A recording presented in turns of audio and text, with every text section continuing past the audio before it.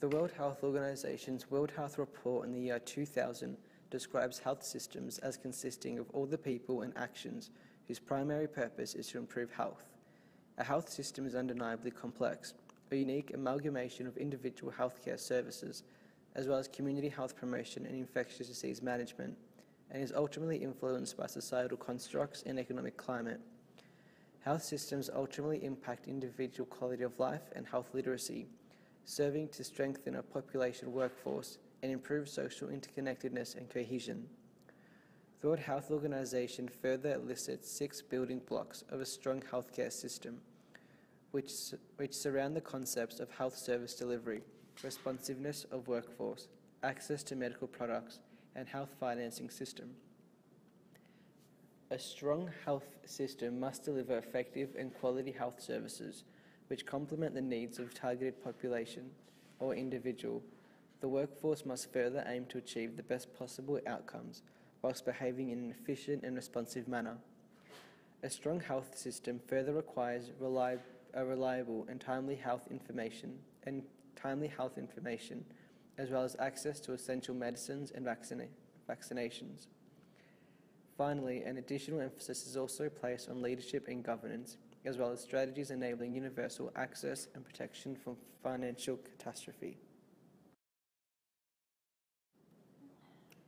Public hospitals embody a key organisational institution within a healthcare system, providing a diverse range of surgical, allied health and social services. Public hospitals are funded primarily by the Australian Government, state and territory governments and non-government organisations, which typically include individual donations as well as health insurance. In 2012 to 2013, recurrent expenditure by public hospitals equalled more than 41 million, 70% of which was spent on admitted patient services and 62% was spent on salary payments. Public hospitals employ a range of health practitioners, which commonly include medical officers, nurses, as well as diagnostic and allied health professionals, calculating to 275,000 full-time staff within the year 2012 to 2013. When examining associations between public hospitals and societal processes, we are positioned to explore the extent of Indigenous health within Australia, and furthermore the impact of socio-economic status and geographic location. The Australian Institute of Health and Welfare state that Aboriginal and Torres Strait Islander people were hospitalised 2.5 more often as other Australians during 2012. Aboriginal and Torres Strait Islander people were also hospitalised 1.7 times the rate of non-Indigenous Australians due to cardiovascular disease, and the proportion of Indigenous people who smoke regularly is more than double that of non-Indigenous people. The reported prevalence of disease morbidity and negative health behaviours exhibited by Indigenous Australians are one of various factors which facilitate greater usage of services provided by public hospitals.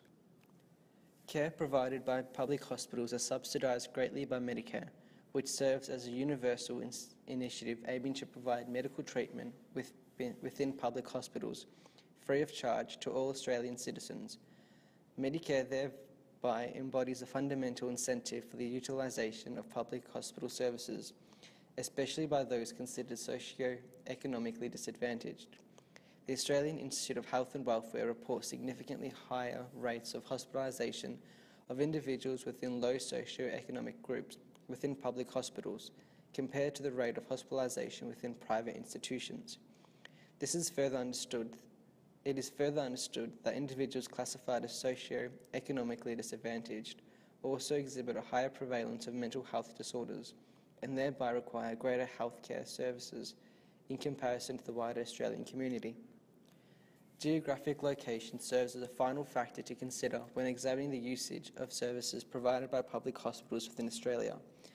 The Australian Institute of Health and Welfare report that the rates of hospitalisation within 2012 to 2013 were highest in very remote locations in comparison to urban cities. Francis 2012 further juxtaposes the health status of individuals living in remote and urban locations, concluding that health inequality is largely due to a shortage of equipment as well as qualified health professionals.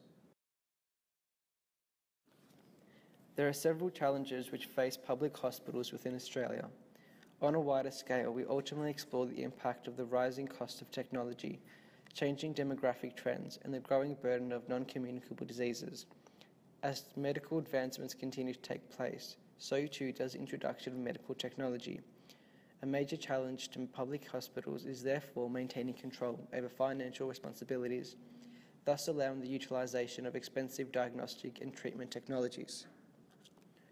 According to the Department of Immigration and Border Protection, the Australian population has increased roughly by 1.8% between 2012 to 2013, signifying increased demand for public health services. Stuart, McIntyre, Capewell and McMurray further outline the impact of ageing populations, illustrating the increased need for public hospital services, more specifically geriatric care. The growing burden of non-communicable disease finally embodies a central challenge to public hospitals, as greater demand will be needed to accommodate individuals with complex, chronic and long-lasting conditions. There will also be an associated increase in the need for medications and rehabilitation clinics to accommodate this population subgroup. On a local scale, we further consider the impact of occupational hazards and infectious disease. With specific reference to occupational hazards, we refer to excessive radiation exposure, back injury, personal violence and psychological stress. The nature of work, as well as the long hours, is shown to correlate to individual fatigue, as well as mental disorder and an increased likelihood of adverse events. Public hospitals also embody a key location where the spread of infectious disease originates, causing increased harm to staff as well as patients. The World Health Organization states that at any given time, 1.4 million people would suffer from infectious complications acquired within hospitals. Furthermore, the services provided by public hospitals are influenced and managed by a variety of governmental policies, which include universal insurance and the Pharmaceutical Benefits Scheme. Health insurance in Australia begins with a service called Medicare. The aim of Medicare is to offer simple, fair and affordable basic health coverage to all Australians. Neil Blewett described 4 key principles of Medicare, first being simplicity, which works around the idea that the simpler we make a health scheme, the greater the change of services being delivered to those most in need. Second, affordability, where individuals contribute to the nation's health costs based on their ability to pay and relieve people of the burden of falling behind on payments. Third, universality, where regardless of income, every Australian resident will have the same entitlement to basic medical benefits and in public hospital treatment. Lastly, efficiency, having the maximum number of health dollars spent on delivering health services rather than administering them. Medicare has 3 aims: to provide universal access at a set rebate, provide appropriate episodic care of illness and ill health, and to allow the public to choose providers. Medicare provides payments and services that assist individuals when using healthcare services and purchasing medications. It usually covers free or subsidised treatments by certain health professionals like general practitioners, specialists and optometrists. Treatment and accommodation as a patient in public hospitals is also covered for those with Medicare. The Medicare Benefits Schedule is a Department of Health publication that lists all the services subsidised by Medicare. Medicare Safety Net is an incentive that involves individuals receiving additional benefits on top of the usual services covered by Medicare for the rest of the year once they have reached a certain threshold. For those looking for cover other than Medicare, there is the option to take out private health insurance, which covers a wider range of services. There are 2 types: hospital cover, which covers the cost on in-hospital treatment by the doctor, accommodation and theatre fees. The second type is general treatment cover, which provides benefits for extra services like physiotherapy, dental and optical. The 2 insurance types can be offered separately or combined.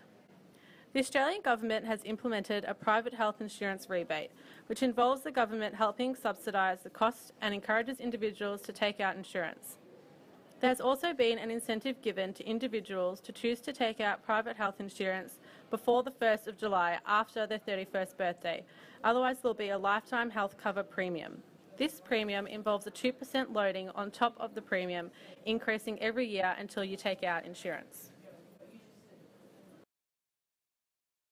There are many strengths of health insurance in Australia, amongst them being the affordability of healthcare and medications, increased accessibility, and the ability for all members of the population to have equal treatment. As well as this, private health insurance provides the added advantage of greater coverage on health services. The weaknesses of health insurance is that the program is financed through payroll taxes and not all members of the population can afford private health insurance. For individuals who are unable to afford private health insurance, they are faced with the burden of paying for extra treatments like physiotherapy up front, which can be quite expensive. Furthermore, the Australian government has included funding for three major national subsidised schemes: Medicare, the Pharmaceutical Benefit Scheme, and the 30% private health insurance rebate. So what is it? The PBS and Medicare work closely together to cover all Australians and subsidise their payments for private medical services and for a higher proportion of prescription medicines. The PBS began in 1948. It aims to provide free medicine for all Australians. They have come up with a list of 139 life-saving and disease-preventing medicines free of charge to others in the community. The scheme provides a list of all medicines available to dispense at a government-subsidised price. The PBS is funded by all levels of government. It is solely funded by the public sector. Under Medicare, the Australian and state governments also jointly fund public hospital services, so they are provided free of charge to people who choose to be treated as public patients. People who make contributions through the healthcare system through the taxes and Medicare levy based on their income, and through private health insurance too. Without regular funding, the PBS would not be able to continue to provide medication at a subsidised level. Through the government funding, the PBS aims to reduce the cost of the wider health system. This therefore reduces hospital stays and other health demands to hospitals and health services, which means it can cause less strain on the public health sector. As individuals that need to stay in the hospital, they can be treated immediately. The aim is to provide healthcare access to all individuals at an affordable cost.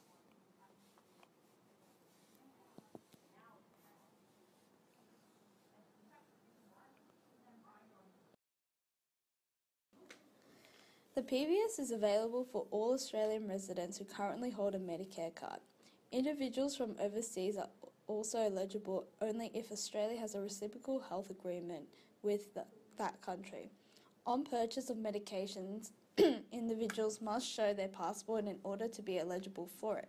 Without evidence they are from a country that has a reciprocal healthcare agreement, they are not eligible. There are many different strengths of the PBS. It is affordable for the individuals that are Australian citizens and individuals that come from a country that have a reciprocal healthcare agreement.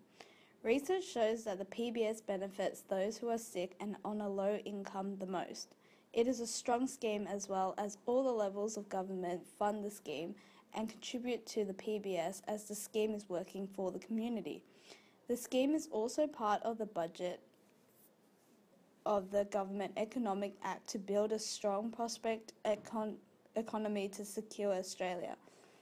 The weaknesses are that international students are not eligible for the scheme, which can have a huge disadvantage on them as they can't afford to see a doctor or buy medication. Low-income earners suffer as well, due to the fact that they are on a low income, and the subsidised price could mean that they will have to spend their whole paycheck or give up food for a day.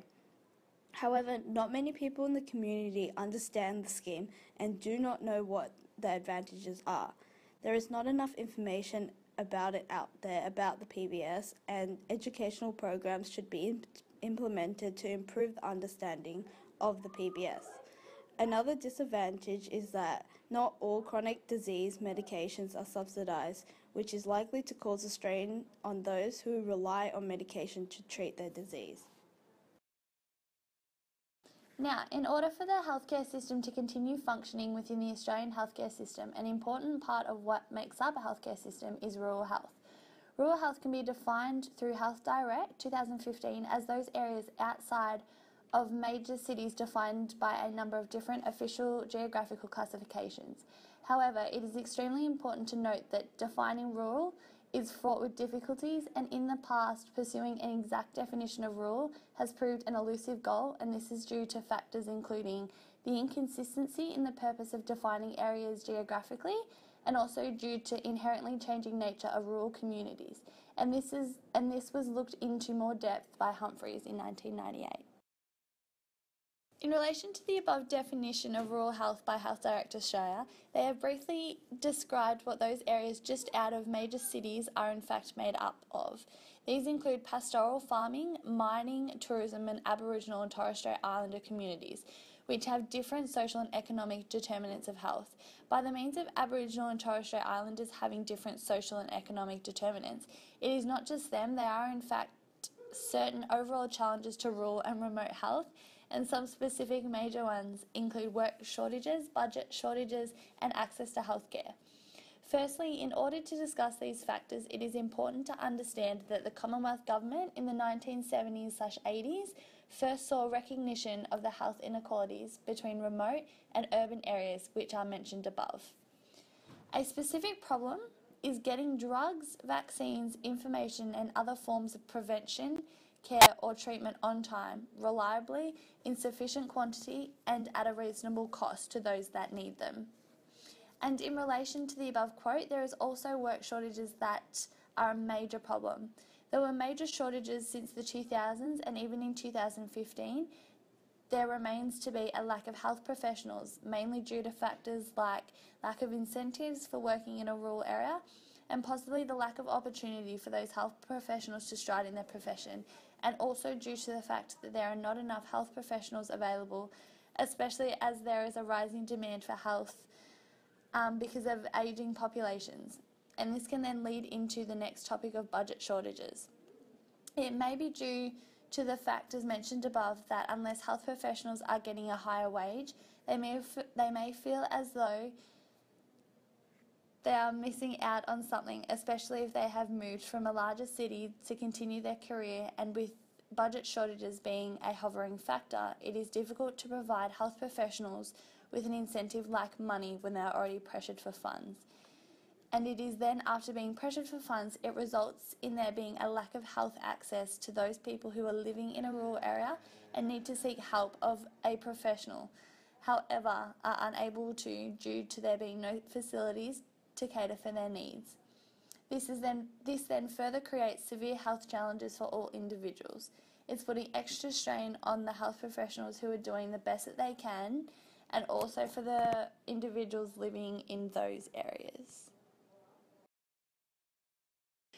More specific health concerns involved with living in a rural area is the death rates around the larger cities of Australia. These particular death rates are due to coronary heart diseases, chronic obstructive pulmonary diseases, so emphysema, and motor vehicle accidents, and this is described by the Australian Institute of Health and Welfare. And also a major subtopic of death rates is the effect on Aboriginal or Torres Strait Islander backgrounds. The Australian Institute of Health and Welfare 2010 has proposed that a higher proportion of the population of Aboriginal or Torres Strait Islanders have higher death rates compared to people who are not from a non-Indigenous background, and that these death rates are due to a range of factors including individual and group risk factors and the living environment. And in order to improve, health changes must be made, and through research the best types of solutions available consist of education, ensuring workforce models and roles are appropriate for the mix of services that is required now and for the future. Also, to reassess the adequate supply of skills through training, and as a last resort, to provide the possibility of incentives for health professionals to work in rural health and provide individuals with optimal health. In conclusion, the main topics covered in this presentation included a main introduction into the Australian healthcare system with a definition by the World Health Organization. Furthermore, focusing on the 4 topics of public hospitals, health insurance, rural health, and the pharmaceutical benefit scheme. Overall, identifying the strength and the weaknesses of each subtopic can impact on the healthcare system negatively or positively. By pointing out the strengths and weaknesses of each subtopic, it is easy to identify what the healthcare system needs to improve on to ensure that individuals have the opportunity to have access to healthcare services and improve or maintain optimal health status.